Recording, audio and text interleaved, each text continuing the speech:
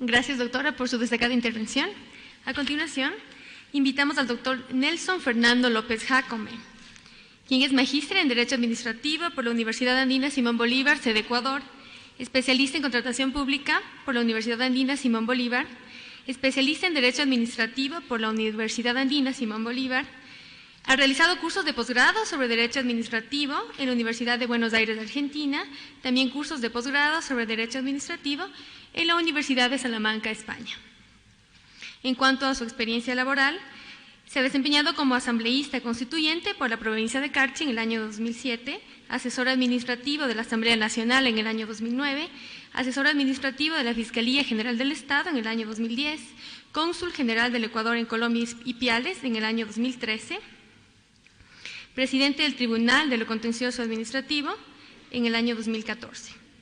Actualmente se desempeña como director nacional de investigación de la Superintendencia de Control de Poder del Mercado y ha tenido cargos importantes como instructor, asesor.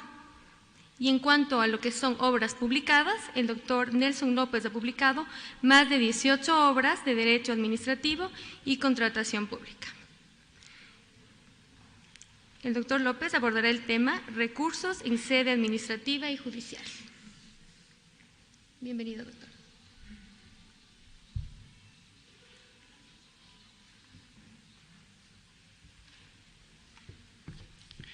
Buenas tardes con todos y todos. Saludo a las autoridades de la Universidad SEG, a las autoridades de la Asamblea Nacional que han tenido la gentileza de invitarme.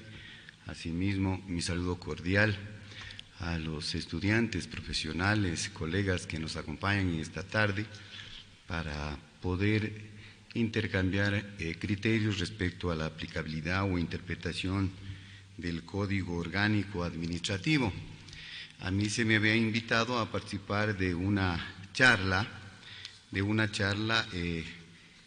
relacionada con los recursos administrativos y los recursos judiciales, hoy en el COGEB, acciones contenciosas administrativas, que ya las vamos a explicar. Cuando se me invitó a exponer sobre los recursos administrativos, realmente hice una sola reflexión.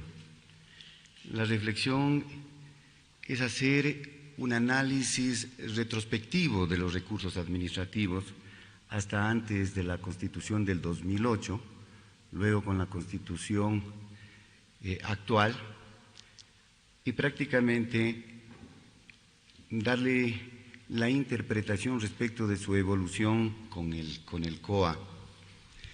Caso contrario, no pudiéramos lograr entender el tema de los recursos administrativos para llegar a la premisa si es que anteriormente el Estado ecuatoriano tenía una legislación que garantizaba el debido proceso, el derecho a la defensa y la posibilidad de recurrir de sus fallos y actos administrativos. La premisa con la que quiero partir es de que en esta Constitución, en donde el Estado, donde el Ecuador es un Estado constitucional de derecho y de justicia, vamos a demostrar si es que en este texto que entró en vigencia el 7 de julio, hay vulneración de los derechos. ¿Hay vulneración de los derechos o no?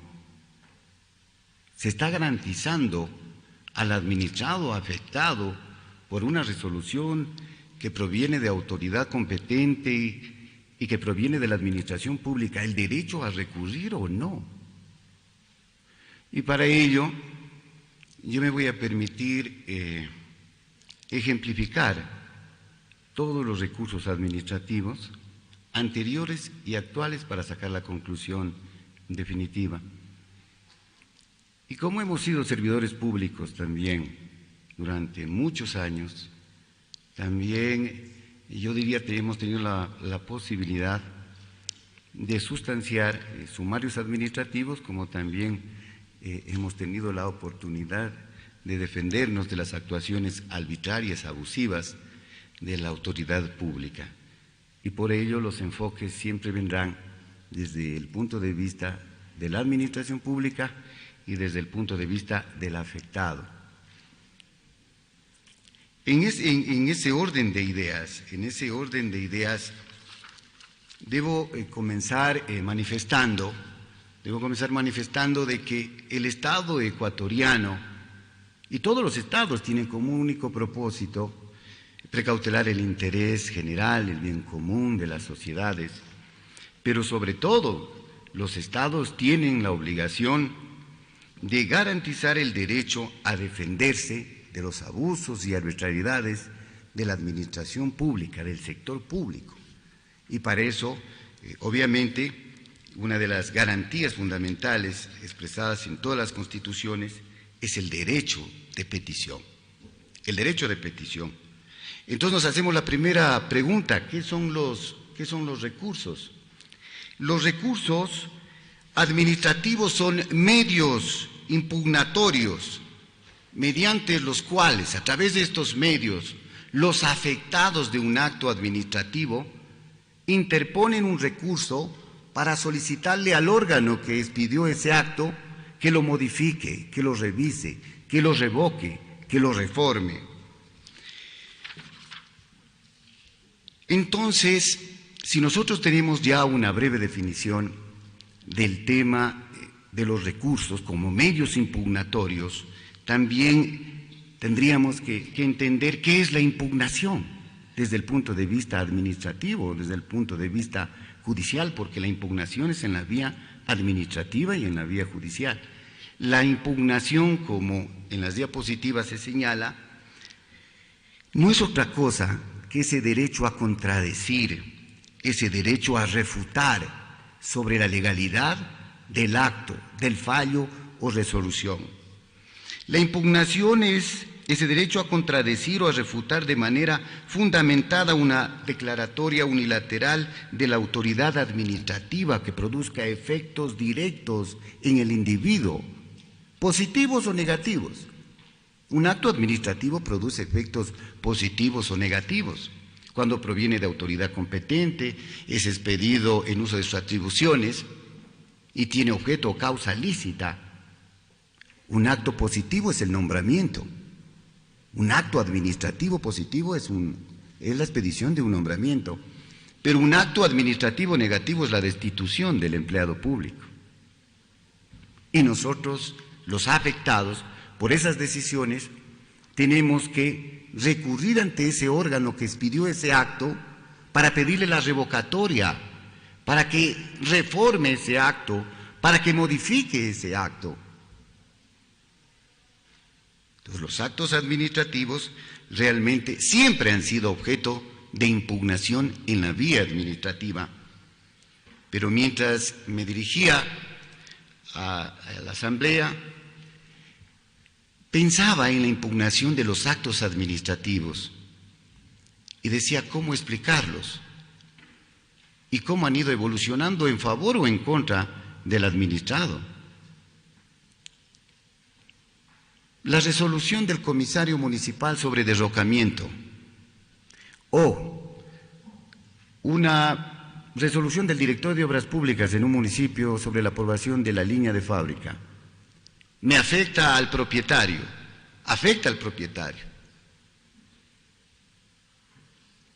Existía el recurso de reconsideración o reposición ante la propia autoridad del que emanó el acto. En ese entonces los municipios, ¿cuáles? El comisario municipal, resolución de derrocamiento, o el director de obras públicas o el director de planificación, negativa a la aprobación de la línea de fábrica. Me está afectando mi derecho. Interpongo un recurso de reconsideración o de reposición que actualmente en el COA no existe. Y le digo, señor comisario, sí va a revocar la resolución mediante la cual se ha aprobado el derrocamiento por ser ilegal e inconstitucional. Primer recurso, un recurso de reconsideración o de reposición, dándole la oportunidad a esa autoridad para que modifique, para que corrija sus errores. Sin embargo, esta autoridad confirma la resolución y teníamos la posibilidad de interponer otro medio de impugnación a través de un recurso jerárquico, recurso de reconsideración ante el propio órgano y un recurso jerárquico ante el superior, ante el alcalde. El alcalde revocaba el acto del comisario luego de revisar toda la argumentación o confirmaba la resolución del comisario. Pero si confirmaba la resolución del comisario, se interponía un recurso de apelación ante el Consejo Municipal. Y encontrábamos ahí 3 recursos inmediatos: el de reconsideración, el jerárquico en el ámbito administrativo y el recurso de apelación. E incluso existía un recurso de apelación o alzada cuando el acto administrativo que se impugnaba provenía de un ente diferente al de la apelación. Si ustedes me dicen, ¿cómo?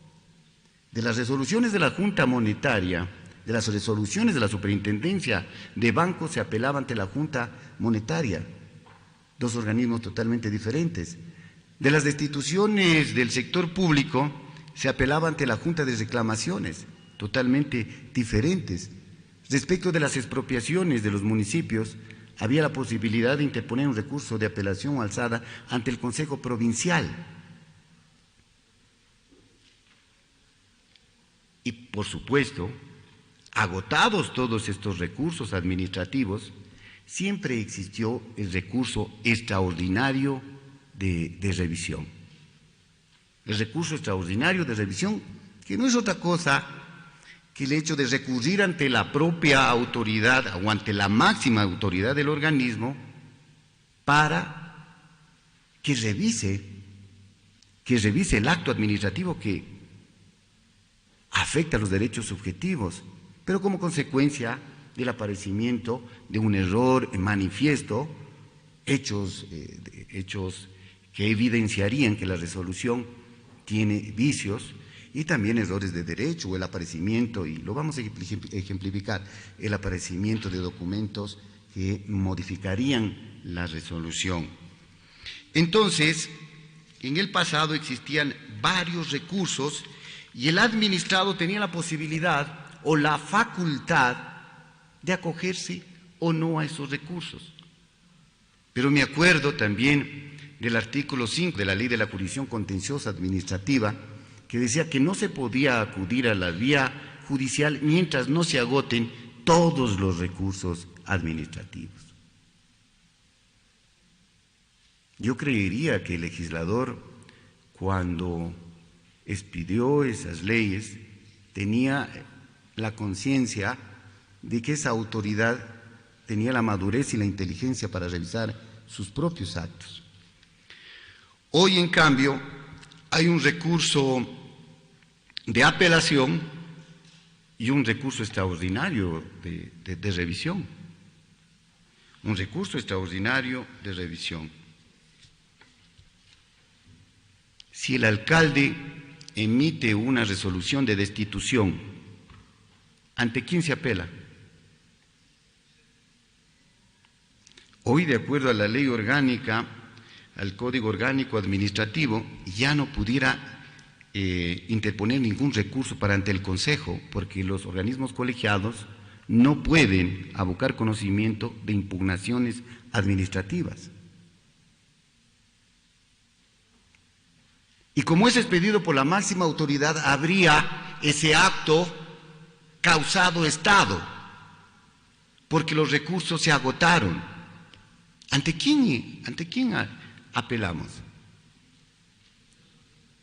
Apelamos ante el contencioso administrativo, deslindándose la responsabilidad ese alcalde de revisar sus propios actos y de revisarlos a petición o a oficio, porque el Estado ecuatoriano, al igual que todos los estados, tienen la obligación de expedir sus actos en función de los principios constitucionales, en función de la Constitución, en función de la ley. Por eso es que los actos administrativos gozan de la presunción de legitimidad y ejecutoriedad.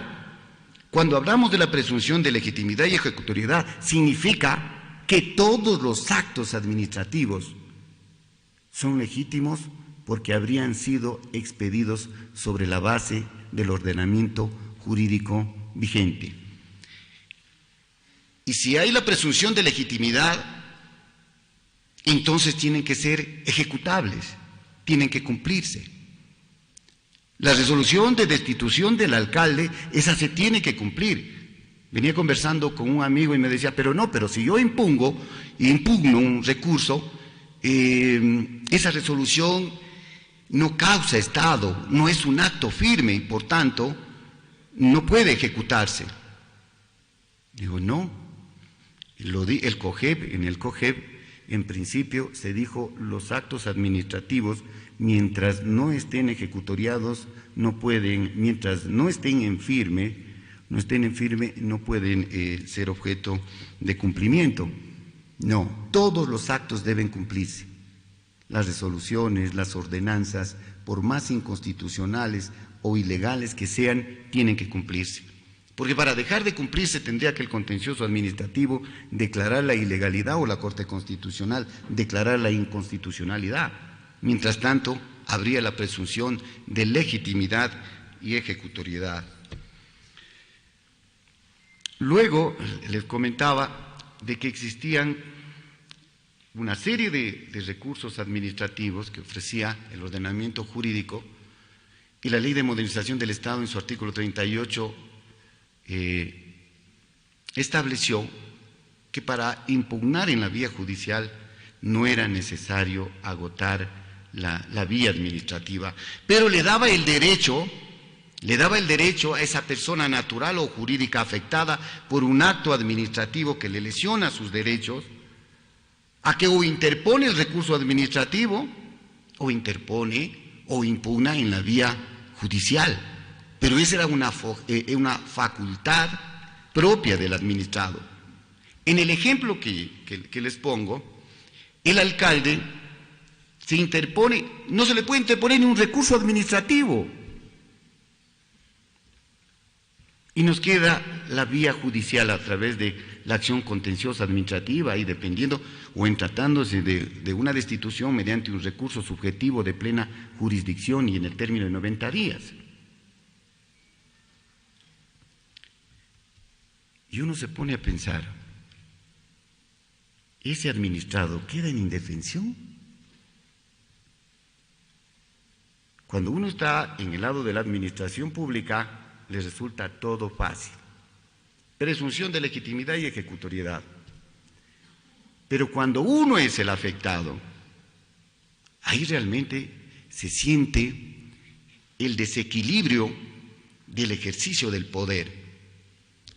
Un poder autoritario, abusivo, arbitrario, que expide actos al margen de la ley y que usted es sujeto de una destitución, una suspensión arbitraria en donde lo mínimo que se le ocurre es acudir ante la autoridad para hacer valer sus derechos y esa autoridad se lava las manos y le dice, por favor, está el contencioso administrativo. Esa disposición la recoge, la disposición del COGEB, lo voy a comprobar, recoge exactamente la disposición del Código Orgánico de la Función Judicial. El Pleno del Consejo de la Judicatura, en la arbitrariedad, destituyó a cientos de jueces, funcionarios judiciales, jueces, secretarios, ayudantes y todo el que estaba en contra de la administración de justicia. Y cuando se recibía una resolución del Pleno del Consejo de la Judicatura, usted no podía apelar, porque las resoluciones del Pleno del Consejo de la Judicatura debían ser recurridas en la vía contenciosa administrativa judicial.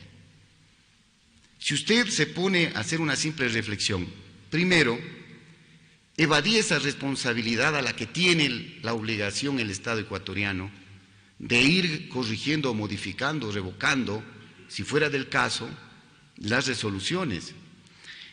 Y esta situación iba caotizando y ha seguido caotizando la administración de justicia en el contencioso administrativo, porque como no se revisan en la vía administrativa, tienen que ser objeto de impugnación en la vía contenciosa administrativa.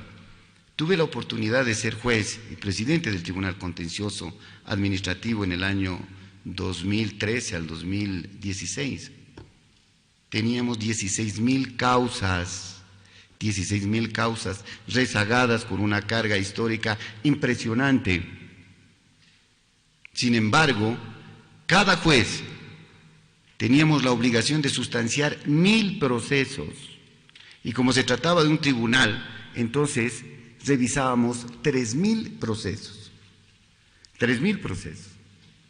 Y obviamente, cuando se discrepaba con alguna autoridad del Consejo de la Judicatura, lo único que tenían que hacer es de los 3.000 procesos sacar al azar cualquiera y encontraban negligencia manifiesta o manifiesta negligencia de ese juez. Vamos a descartar los 2.000 procesos, nos responsabilizamos de los 1.000. Si hubiésemos despachado los juicios, uno diario, incluso el sábado y el domingo, teníamos sustanciados 360 juicios, de los cuales habría existido una potencial queja de 650. Manifiesta negligencia. Pero claro, cuando ahí nosotros nos ponemos a reflexionar y queremos hacerle notar a este órgano administrativo que usurpaba funciones jurisdiccionales, en donde su obligación era la de imponer, no la de valorar la infracción, porque eran actuaciones jurisdiccionales que tenían que ser revisadas por el superior, por un órgano jurisdiccional, pero se atrevieron a destituir por error inexcusable, y que aquí le veo al distinguido amigo que ha publicado su libro y de paso que quería que me dé la dedicatoria, del error inexcusable. Darío Portero, mi buen amigo. ¿Cómo ese abuso del poder frente a un régimen que estableció un andamiaje jurídico en donde prevalecía la impunidad para sancionar a la gente honrada, decente de este país?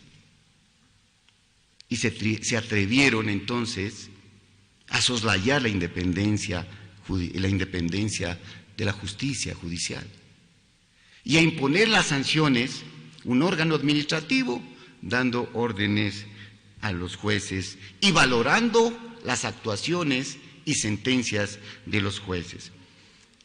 Yo hacía esta reflexión porque cuando a uno le corresponde ejercer su derecho, acude con un recurso, el más elemental, el de reconsideración, y citamos todos los convenios internacionales sobre el error inexcusable y la manifiesta negligencia, y el Pleno del Consejo de la Judicatura, al igual que el alcalde ahora con este COA, dice: señores, yo no estoy facultado a conocer el recurso de apelación porque ha causado Estado.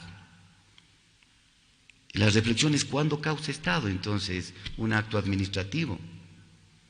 Causa Estado, esto no es nuevo tampoco, esto no es nuevo, siempre ha existido en las legislaciones, siempre ha existido. Causa Estado cuando yo, Nelson López, interpongo un recurso fuera del tiempo, entonces ese acto se vuelve firme. O cuando no lo ejerzo mi derecho a interponer un recurso de apelación. Digo, no, me cansé de la administración pública y esa suspensión o esa destitución yo no la apelo. Y también causa Estado cuando la autoridad que expidió ese acto es la máxima autoridad. Esa autoridad se va deslindando, yo diría hasta en forma irresponsable. Vamos a concluir estableciendo de que realmente el Estado garantiza el debido proceso garantiza el derecho a la defensa, a recurrir de los fallos. Y el artículo 173 es que este Código Orgánico Administrativo, a mi criterio vulnera el derecho a impugnar. El artículo 173 de la Constitución dice: todos los actos administrativos serán objeto de impugnación en la vía administrativa y judicial. ¿Por qué no puedo impugnar de la resolución del Pleno del Consejo de la Judicatura? ¿Por qué no puedo impugnarle la resolución del ministro? ¿Por qué no puedo impugnar la resolución del alcalde o del prefecto? Y esta autoridad, en forma irresponsable, no revisa sus actuaciones, sino por el contrario, lo más fácil, vaya e impugne en el contencioso administrativo. Entonces yo creo que hay disposiciones en el COA que vulneran el derecho al debido proceso, a la defensa, y sobre todo estarían vulnerando el artículo 173 de la Constitución Política de la República. Me adelanté en el artículo 119 del Código Orgánico de la Función Judicial. Las decisiones del Pleno del Consejo de la Judicatura en los sumarios disciplinarios no serán susceptibles del recurso alguno en la vía administrativa. No son susceptibles en la vía administrativa. Sin embargo,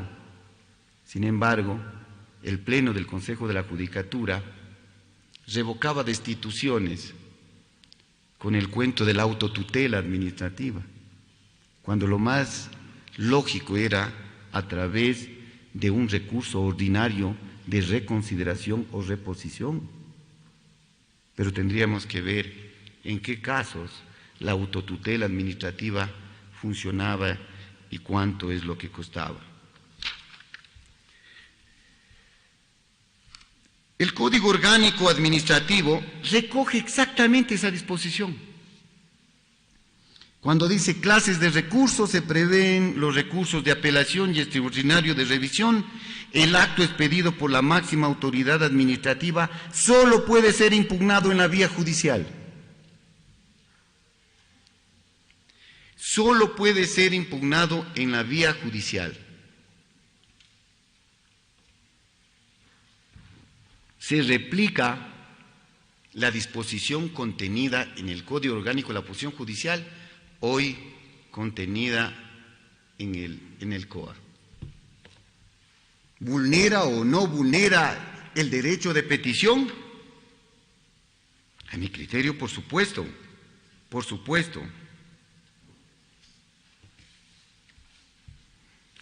Nos hemos referido al acto es firme. Debo confesarles que antes de que se cese el Consejo de la Judicatura, yo habría hecho denuncias en contra de actos de corrupción presentadas al presidente y vocales del Consejo de la Judicatura.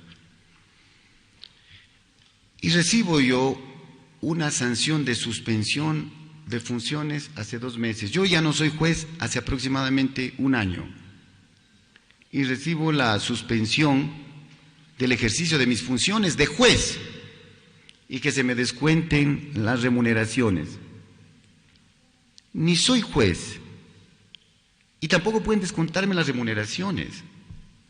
Y conversaba con la Dirección de Control Disciplinario y le decía: mire, hay actos administrativos que no pueden ejecutarse materialmente. Y le decía: ¿cómo ustedes pueden ejecutar un acto que no está firme? Hablando de los actos administrativos en firme, porque tendríamos que hacer una reflexión. ¿Cuándo un acto administrativo es firme? Cuando ha causado estado, cuando ya el acto administrativo no ha sido susceptible de recurso alguno, se encuentra firme, pero pudiera encontrarse firme en la vía administrativa. Pero si en el término de 90 días yo interpongo un recurso subjetivo o de plena jurisdicción respecto de este acto dejó de ser firme. No se habría ejecutoriado. Y entonces ellos encuentran una solución. El procedimiento coactivo, doctor. Le digo, el procedimiento coactivo.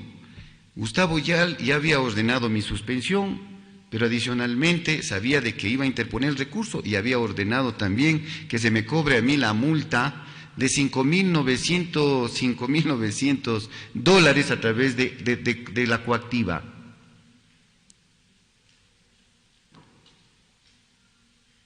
Y le decía, compañero, hoy que han cesado esta caterva de violadores de derechos humanos, dice el doctor Julio César Trujillo, aunque yo creo que quería referirse a otra caterva, pero él la dijo de violadores de derechos humanos.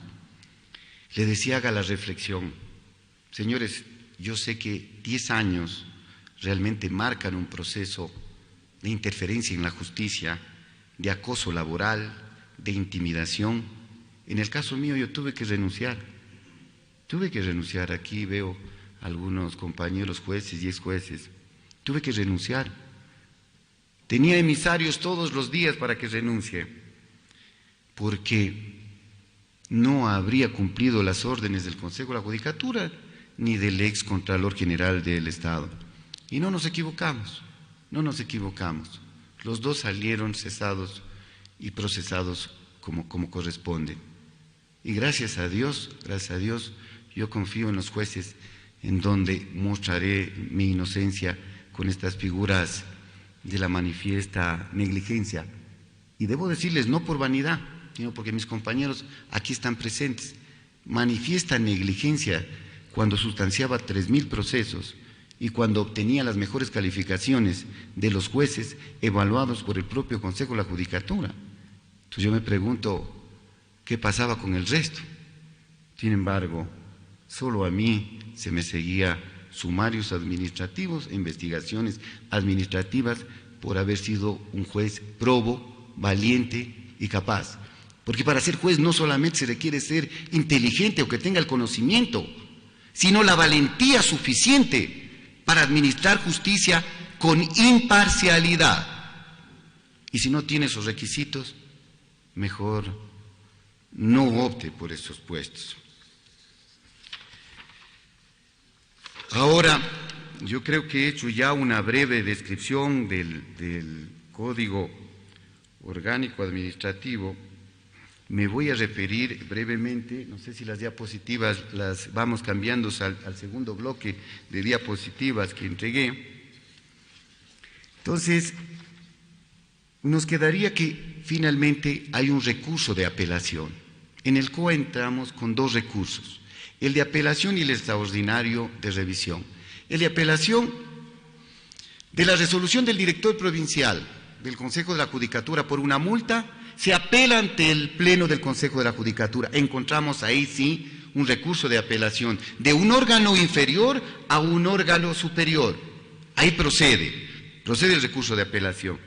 Pero me pregunto, o se preguntan ustedes, ¿y el recurso extraordinario de revisión en qué consiste?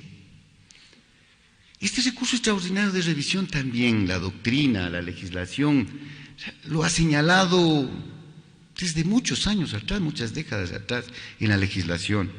Y hoy, a mi criterio, también se lo ha afectado. Se lo ha afectado en el COA.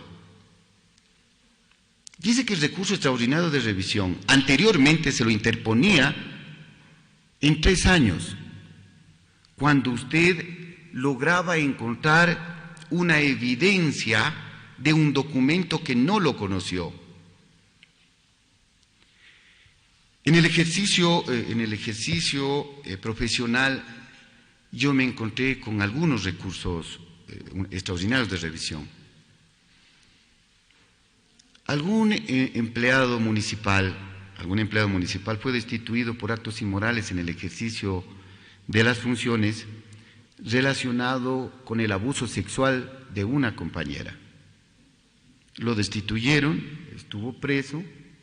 Luego de hacer las pruebas de paternidad, encontraron de que ella estaba embarazada y era de otra persona. y que, claro, por supuesto, había sido una retaliación frente a una enemistad que había tenido con ese empleado, y ella declaró de que se había inventado. Pero él permaneció 1 año, y luego el sobreseimiento provisional y definitiva se obtuvo en sentencia el sobreseimiento, la inocencia, pero a los 2, 3 años. 2 años, 8 meses, me acuerdo, y se interpuso un recurso extraordinario de revisión. Esto no es nuevo.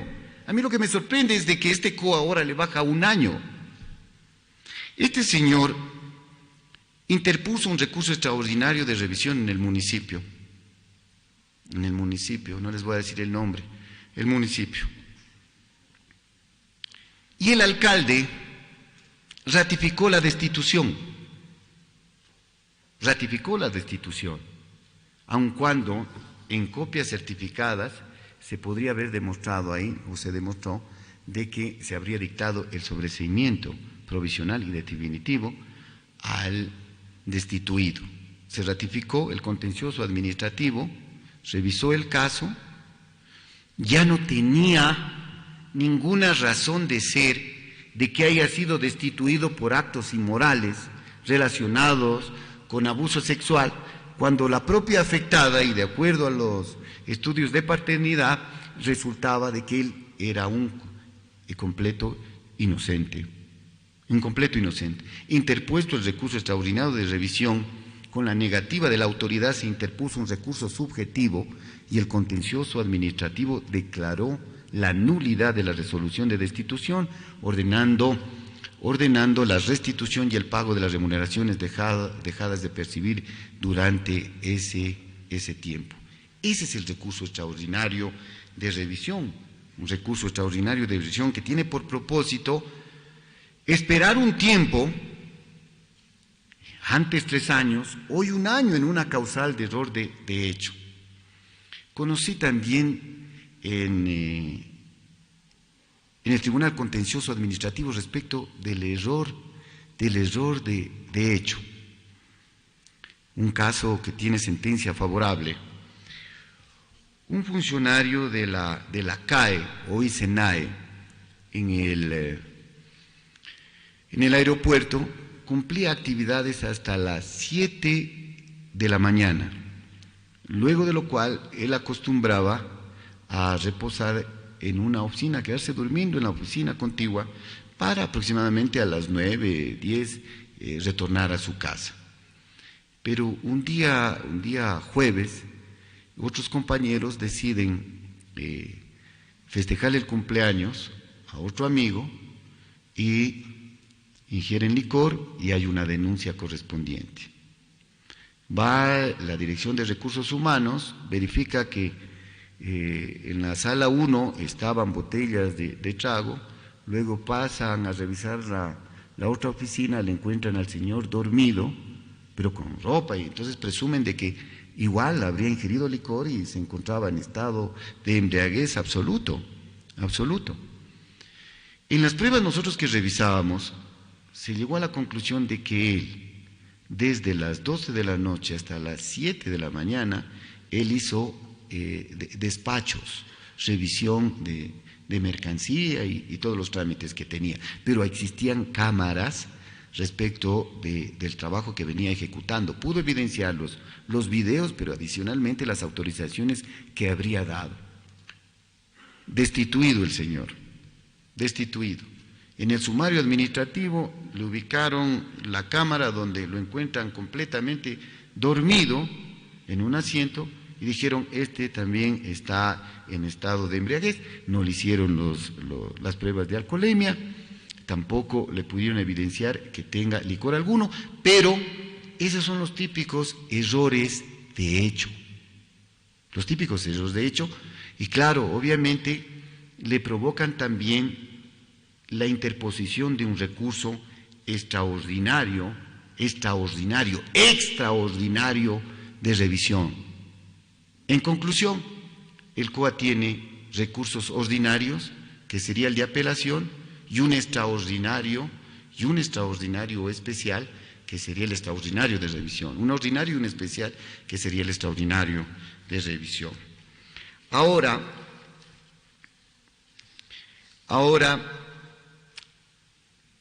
en la vía administrativa, hemos evacuado estos temas, si es que el acto administrativo no ha sido revocado, reformado, el administrado tiene la posibilidad de interponer un recurso contencioso administrativo.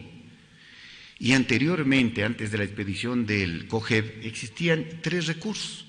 El recurso subjetivo, cuando me afectaba a mí directamente, el recurso de anulación o de exceso de poder, cuando un reglamento afectaba una norma jurídica objetiva, y el recurso de lesividad. Y decían, la ley de la jurisdicción contenciosa administrativa, me acuerdo, en forma clara en el artículo 65, decía que los demás recursos tendrán el término de 5 años.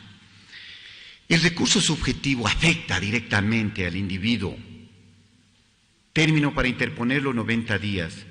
El recurso de anulación objetivo por exceso de poder tutela el cumplimiento de la norma, pero lo pueden impugnar todos aquellos que se sienten afectados. ¿Cómo? Vamos a poner un ejemplo. La ley del Seguro Social establece que las jubilaciones, o se podrán jubilar las personas que cumplan 65 años. Y resulta que el Consejo del IES resuelve que las jubilaciones ya no son en 65, son en 70, 80 años. Esa resolución está vulnerando una norma jurídica objetiva y el contencioso administrativo tiene que garantizar en el uno la tutela administrativa, el derecho del afectado, y en este segundo tiene que garantizar el régimen jurídico normativo vigente. No puede un acto reglamentario excederse más allá de lo previsto en la norma. Entonces, mientras que el subjetivo tiene efectos individuales, directos, personales, el recurso de anulación o por exceso de poder tiene efectos erga omnes y pueden impugnarlo en los 3 años y lo pueden impugnar todos los que se sientan afectados. Y existía el recurso de lesividad, que ha cobrado vigencia, yo diría, desde la aprobación del Código Orgánico de la Función Judicial, con el COGEB y ahora con el COA, que no era otra cosa que la propia autoridad que expidió un acto administrativo demandar la nulidad de su propio acto. Y ustedes me dicen, pero ¿qué es lo que estoy escuchando? ¿Una autoridad administrativa demandar la nulidad de un propio acto? Sí. El sector público, la administración pública, la autoridad no puede revocar actos que generen derechos. Porque si eso hubiese sido, tengan la seguridad que todo el sector público el día de mañana estaría revocado sus nombramientos, provocando la inseguridad jurídica en la relación laboral. Pero el típico ejemplo de la lesividad es de que ese acto afecta el interés público, Entonces, el nombramiento que se le extendió a Pepito de abogado sin el título de abogado, pero le extendieron el nombramiento de un puesto de abogado siendo estudiante de Derecho. Pepito no tiene la culpa. La autoridad en uso de sus atribuciones,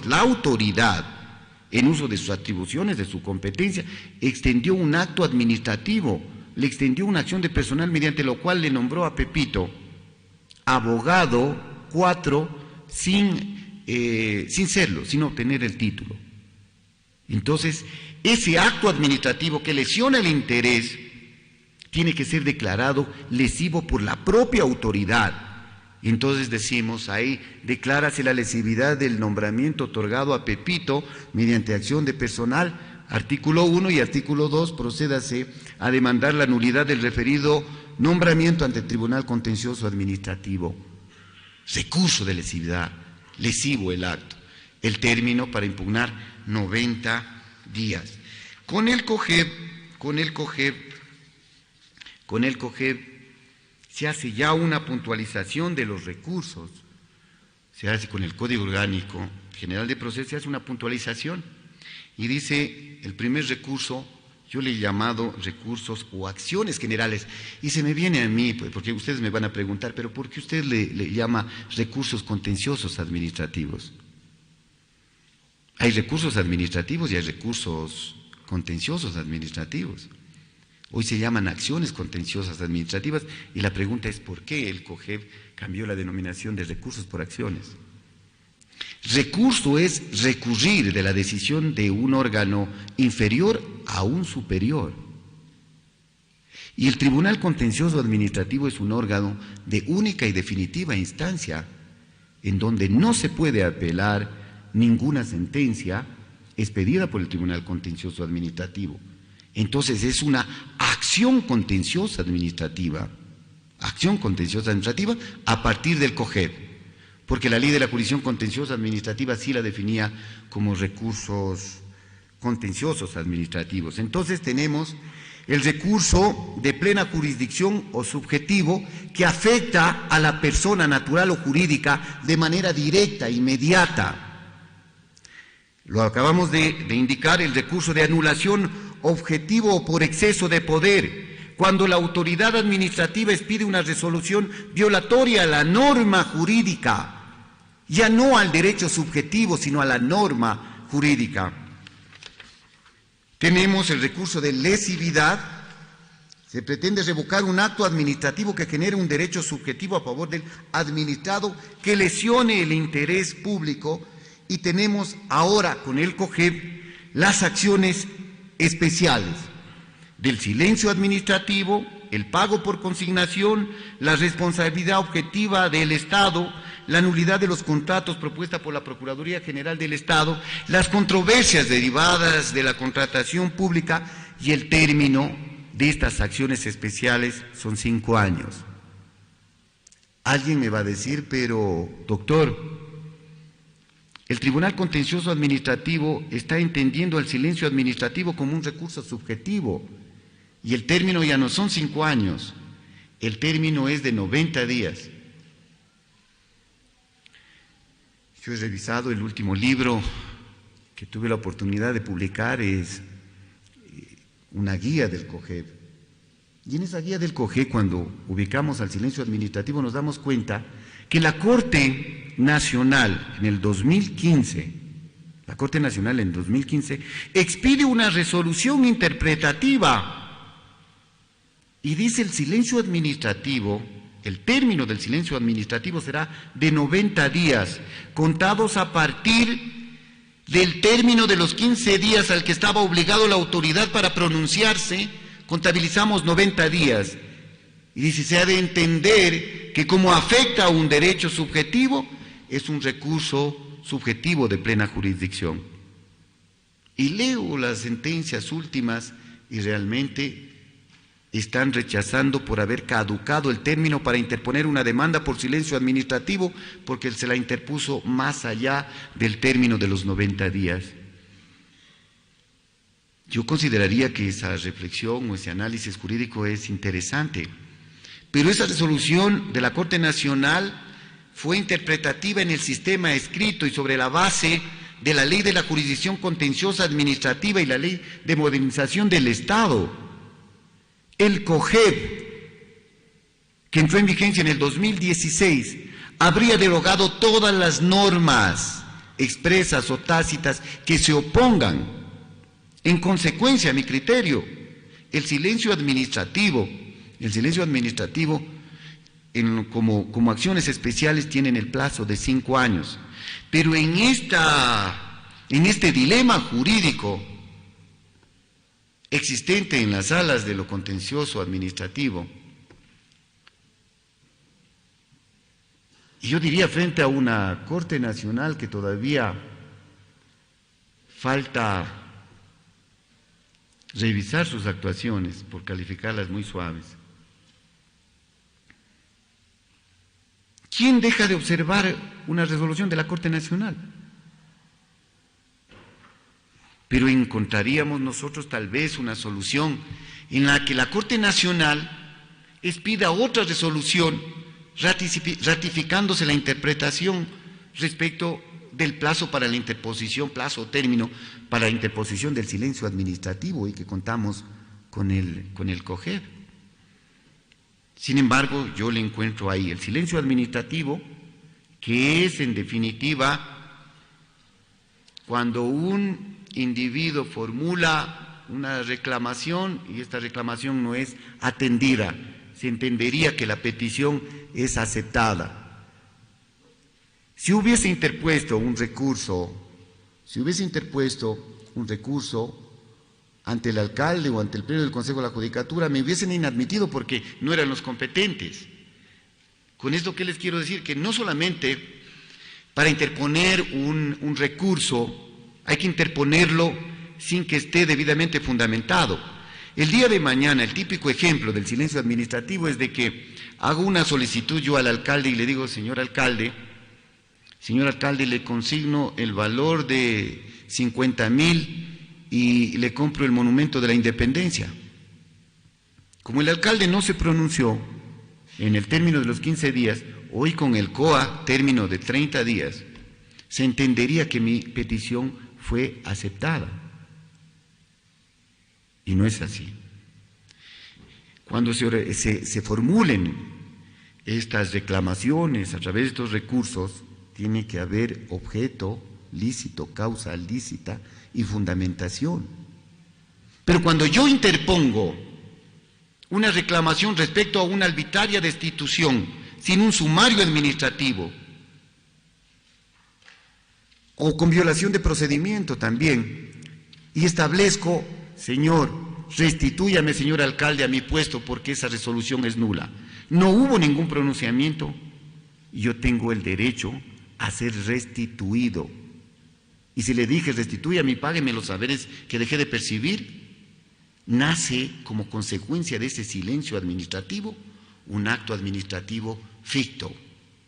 Y entonces al contencioso administrativo ya no vamos a demandar la ilegalidad o nulidad de la resolución de destitución, sino vamos a pedir que se ejecute el silencio administrativo, que se me restituya por ese silencio de la autoridad, a no pronunciarse. No quiero retirarme sin antes hacer este tipo de reflexión.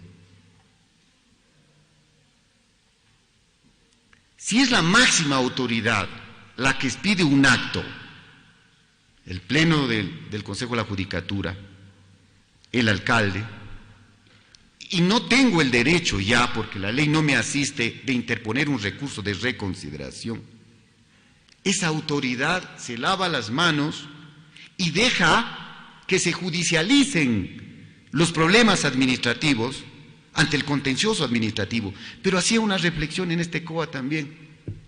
Aquí dice, si presentado el recurso extraordinario de revisión, la autoridad no se pronuncia en el término de un mes, se entenderá inadmitido. Ese es un gran retroceso a la legislación. Entonces, el Pleno del Consejo de la Judicatura, cuando le expresábamos de que esas resoluciones eran nulas, se desentendió. Y dijo, miren, la disposición prevista en el Código Orgánico de la Función Judicial me dice que se ha agotado la vía administrativa y que no soy competente para conocer y resolver de su recurso, se inadmite. Pero luego descubro yo de que hay errores de hecho o de derecho o documentos o sentencias como las que hoy está pasando. Toda la resolución del Consejo de Participación Ciudadana, en donde se hace todo este análisis respecto a la manifiesta negligencia, al error inexcusable, me permite tener elementos de juicio para interponer una acción extraordinaria de revisión. Pero con esta disposición, si estuviesen los mismos, no van a motivar, no van a dar contestación, porque aplicando el COA, realmente el silencio administrativo dirían que es causal para desestimar el recurso. Mi no pronunciamiento en el término desestimo el recurso.